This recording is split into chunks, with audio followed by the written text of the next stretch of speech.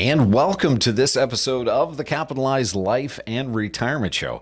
I'm your host, Matthew Johnson, president and owner of Johnson Wealth and Income Management, a retirement income source located in Clear Lake and Humboldt, Iowa, serving clients in northern Iowa and southern Minnesota. Well, how are you today? Hope you're doing well, taking a little bit of time for yourself. Maybe you're running errands. Maybe you're in the garage having a cup of coffee. Maybe you're sitting on your porch watching the snow being pushed, or the people bustling around your town. Either which way, I am absolutely so very blessed to have you here. Today, we're going to be talking about ice cream parlors, and more importantly, we're going to be discussing overpriced ice cream parlors. Believe it or not, that's right. You may not understand what ice cream parlors have to do with you and with your retirement and with what's going on in your portfolio. But today, I assure you, if you stay to the very end, you're going to have a better appreciation about ice cream parlors and about the stock market and about what advisors do, what advisors don't do, and what you as an investor should be watching out for.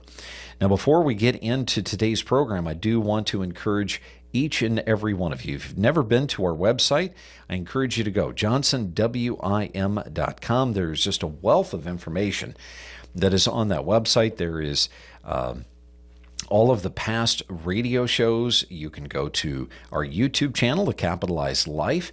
You can even reach out and ask questions, and I encourage each and every one of you as listeners, submit questions and topics that you feel interested in, that you want to be able to better explore. And that's what makes this radio show so fun, because I'm able to communicate with my listeners, you. I also encourage you, if you've been looking for a down-to-earth, practical guide for being able to take your retirement from where it is to where you want it to be, where you can have less stress, you can have more income and be able to do more things without that worry of running out of money before you run out of life, I encourage you to get a copy of my book, The Capitalized Retirement. This is something that's available in all major book sale or resellers, and it's something that you can get, have it sent straight to your home, and you're going to have something that is written in plain English that's going to be able to help you better see what you need to start implementing and what you need to potentially start doing so as to make certain that your principal remains safe or safer and your income is maximized for the rest of your life. So what's all this information that we're going to be studying about ice cream parlors? Well, today, in all honesty, it's not really ice cream parlors. Today, what we're going to be discussing is really something called the PE ratio. Now, PE is just something that stands for price to earnings ratio. And this is something that helps us take something that's extremely large and boil it down into something very simple so that our human minds can understand something big. You know, when you start looking into and researching corporations and all of the various different arms of business that corporation has, when you start hearing things like EBITDA and you start hearing about profit margins and loss and gains and all of these various different things, it can become very confusing. In fact, I would say that the vast majority of Americans today don't want to have anything to do with that. And that's okay. That's really the reason why I have a career. But this is something that is important enough that I wanted to be able to share it with you, because you could be in danger and not even know it. Now, there's going to be a lot of analogies in today's radio show, but I use analogies because people remember stories. And the first thing that I want to start out with is the volatility. We know that the market, man, oh man, the market was really good in November. We know that the market was pretty good in December. And then we know since then, the market has pulled back. It's almost as if someone is putting the brakes on the market. What is going on? Why is the market doing that? Why is the market not continuing to go up? If you look at your portfolio, you may have realized that since getting your December portfolio statement, you may have these little things called parentheses, and the market is getting choppier. It's getting more volatile. Why is that? Well, first and foremost, I want to give you the first analogy, which is something I've used in the past. I want you to just imagine for a moment that there is a pilot, and this pilot is piloting this commercial airline. And all of a sudden, he's flying over a particular terrain of the United States, and he announces on the intercom that there's going to be turbulence. And all of a sudden, sure enough, he hits that turbulence, and man, it starts bouncing that plane around. Well, to you, that turbulence can be pretty scary, can be pretty unsettling. And yet, you and I both know that that pilot probably didn't even spill a drop of his coffee up front. Now, why is that? The reality is that that pilot is probably going through turbulence every single day that he's at work. In some way, shape, or form, yeah, he probably has plenty of flights that are smooth, but he also has probably just as many flights that experience a little, or maybe even a lot of turbulence, simply because of the various different paths that he's taking, the various destinations that he's flying to. You see, things that are normal for him are scary to us. And this is the reason why we need to be very careful to look and to better understand what's happening within the market today. And more importantly, when we have so many cheerleaders that are cheering the stock market along, we have to stop and ask ourselves, are they simply cheering for me, the investor that they're working for? Are they simply cheering for themselves? Are they hoping that they can get more money so that they can make a better profit, so that they can make more fees, so that they can make more commissions? For many do-it-yourselfers, they feel as though they have circumvented the system, right? They are responsible for their own investing. They are responsible for their own in-depth research. They are responsible for their own purchases and their own liquidations and their sales. And so they feel good because they've circumvented that custodian, or they've circumvented the financial advisor. And in some respects, I really respect the do-it-yourselfer. But this issue of price to earnings ratios is very important to you as well. So this ice cream analogy here, why is it so important? Well, I want you to imagine, just kind of humor me, that there was an ice cream parlor that was in your neighborhood. And you went to this ice cream parlor periodically. You really loved the ice cream. They had your favorite. We'll say that that was chocolate toffee. And you absolutely adored this little place. It was so quaint and so beautiful. It had such smooth, wonderful, creamy ice cream. And you loved it so much that you had thought about buying the ice cream parlor. And so you strike up a conversation with the owner of the ice cream parlor. And you ask him, how much profit does this ice cream parlor make? And let's say that he wasn't a private type. He was, okay discussing with you and sharing with you what this ice cream parlor did for profits. And let's say that he told you that he made and cleared about $100,000 of profit a year. Not bad. Now let's just imagine that you suggested to him that you wanted to buy the ice cream parlor. And when he asked you how much you were willing to pay for this parlor, you offered him the wonderful price of $3.7 million. Sounds pretty far out, doesn't it? In fact, let me ask you, would you ever dream of buying an ice cream parlor, or any business for that matter, that's making $100,000 of profit for $3.7 million? I bet the answer is no. I know I certainly wouldn't. Even if I had the money, I wouldn't buy a business that was only clearing $100,000 of profit for $3.7 million. When you figure out the math, that means that you would have to live 37 years before you would get your money back and you would start making profit. Now, if we don't overly complicate this analogy, And we get to the real issue, which is, would you pay that much for a simple business that only made $100,000 a year and cleared it? The answer is probably no. But why does that matter to you? Because here's the caution. That's what investors today are taking and spending on the stocks that they're buying. And you know what's even worse? That there's many of you as investors that are spending even more. Some of you are spending as much as $600 million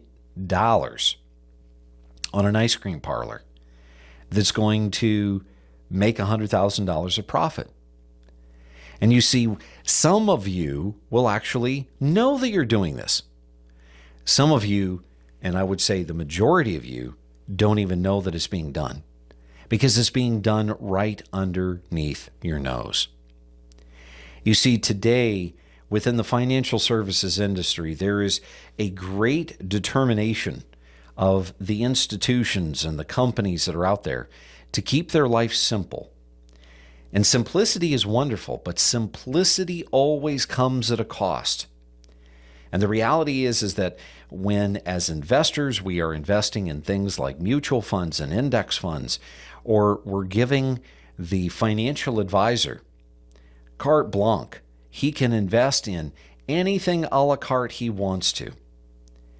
Well, unless you're actually holding that financial advisor accountable, you inherently trust that financial advisor to do his job in researching companies and buying not only good quality companies, not only companies that are going to be around for you in the future, but you're also relying upon him and trusting him to buy those companies at a price that you would pay. You see, today, investors that have gotten caught up in all of the hype, they've gotten caught up in all of the exuberance, they've been absolutely caught up in the herd mentality, I'm afraid, are overpaying for what they have in their portfolio. Now, we're coming up on our first break. I encourage you, stick around as we begin to talk about the precursor to what happens potentially next and why you need to be aware of what you're paying for the various different holdings that you have in your portfolio. Sit tight. You won't want to miss this. And welcome back to the second half of the Capitalized Life and Retirement Show. If you're just joining us, welcome to today's program. Today we're discussing something called price to earnings ratios. We've been discussing an ice cream parlor and helping us understand what price to earnings ratios really are and why it's important to you. Even if you don't do your own investing, it's important to investigate what is being paid for the positions that you're purchasing.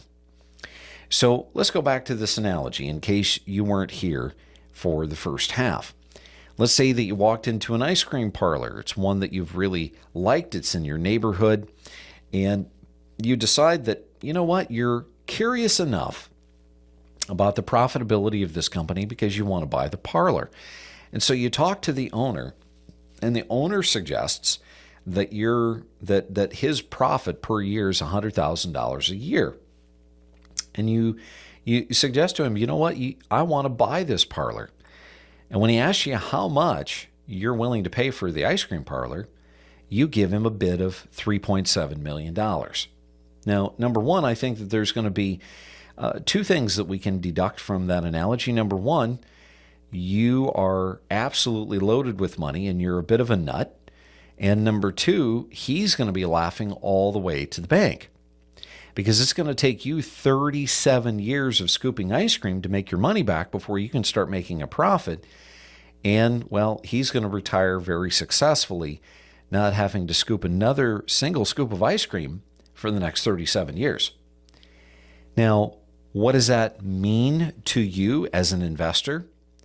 Today, if we look at the stock market, if we pay attention to the various companies that are in the stock market today, what we know is that the average market right now is showing us that we have a PE ratio of just under 37. Now, why is that impactful? Well, I want to take you back in time. When stock markets get overheated, when they get too frothy, all of a sudden, an extremely high price to earnings ratio is a bit of a signal that things are getting too overpriced. If I take you back to October of 1999, before the stock market went into what is now referred to as the dot-com bubble, where the S&P 500 lost 50%, the price to earnings ratio was 43. That's extremely high. That means that people are buying ice cream parlors that make $100,000 for $4.3 million. Does that make sense? And the answer is no, that doesn't make sense at all. Who would do that? Then let's fast forward. Here's 2009. January of 2009, we have gone through the Great Recession of 2007 and 8. The market is at its low. The S&P is down 60%. That's 60. And guess what? We see that the price to earnings ratio is at 14. That's a much better PE ratio. The lower the number, the better the purchase price. Now, let's take a look at where the stock market was in October of 2021. Why is October of 2021 important? Well, think about when the market got overheated because of the Federal Reserve lowering interest rates to 0. And all of a sudden, the stock market goes to the moon, right? We're hitting new highs every single day. Well, as the price of the stock is going up, if the company does not have the kind of profitability, it does not have the profit to be able to merit that kind of a stock price, that PE ratio goes up. And price to earnings ratios were at 38.5. What is the PE ratio today? It's on the verge of cresting 37. So this is a cautionary tale. I am no fortune teller, ladies and gentlemen, but as an advisor, I want all of you to be safe. I want all of you to be exercising caution. What we're seeing in the stock market right now, where all of a sudden there's a bit of a pullback. People are starting to wake up and smell the coffee. People are starting to ask themselves, is it really smart for me to pay this kind of a price for a company that hasn't seen a profit, or the profits aren't nearly what they should be for the price that the stock is asking? Well, these are questions that I ask you. Is your financial advisor overpaying with your money to buy stock? You see, there's only two ways that price to earnings ratios can come down. Either A, that company has to have years to be able to somewhat kind of grow into that price to earnings ratio, or the other way that the price to earnings ratio can come down is if the stock price falls. And if you want a little bit of history, if you're into history like I am, I encourage you to go out and do a little research on something called tulip mania. Tulip mania is a fascinating piece of history that occurred to Holland. But just in brief, remember that way back in the day, tulips never came in multiple bursts of color. They were generally solid in color until what they call the mosaic disease occurred. And then all of a sudden, these tulip flowers, these blossoms, started having little spikes and speckles of color. They came in all sorts of different colors, and this became so popular among the people of Holland that they actually started trading tulip bulbs. And what's so fascinating is how much people were willing to pay for a tulip bulb during tulip mania. But that's not the point. The point is then what happened after the fact. What happened after all of a sudden the people of Holland woke up to the reality that this is stupid. I'm giving 3 oxen in order to buy 1 tulip bulb. What happened then? Well, the short answer is it nearly bankrupted the country of Holland.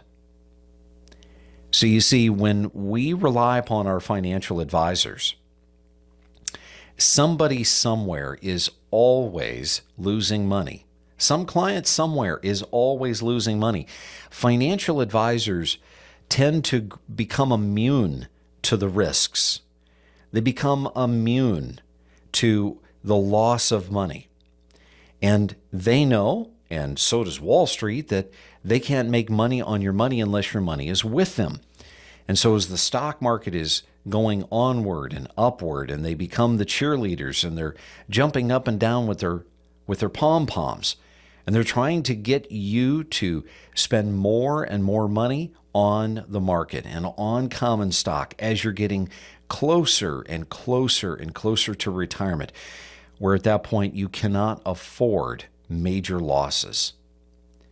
Instead, you need to preserve your principal. You need your principal to be producing for you an income that is not only going to help you maintain your lifestyle, but an income that's not going to be coming at the sake of your principal. In other words, you're not having to sell any of your principal to get income. Your principal is what is generating the interest and the dividend income. This is a cautionary tale, folks.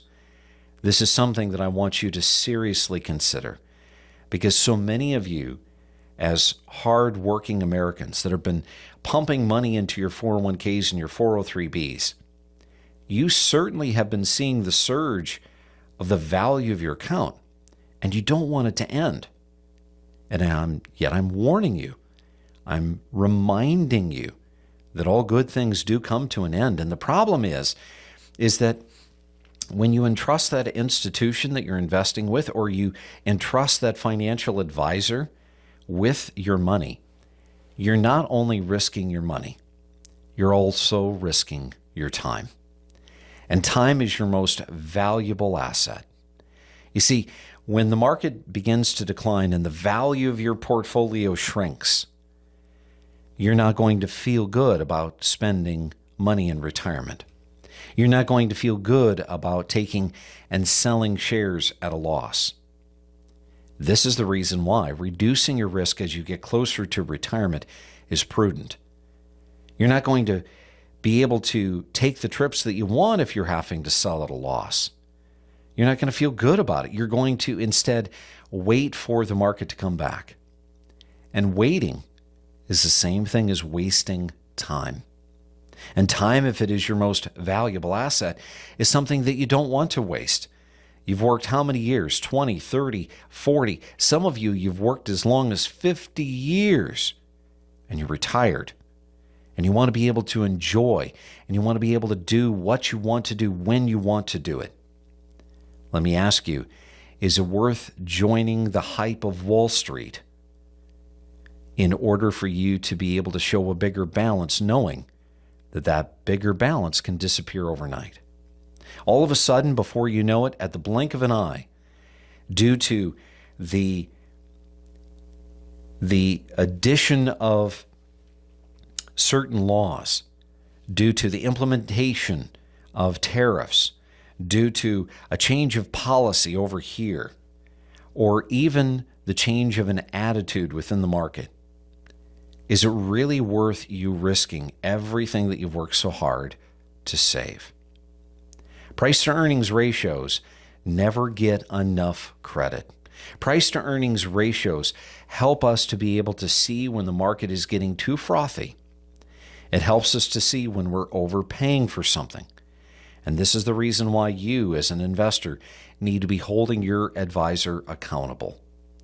Holding yourself accountable if you're a do-it-yourselfer, making certain that you're paying attention to these little indications here and there that the market always seems to manifest before something bad happens.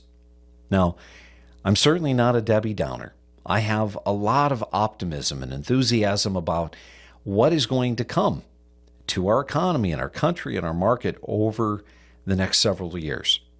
But the reality is that we may be seeing a bit of a correction.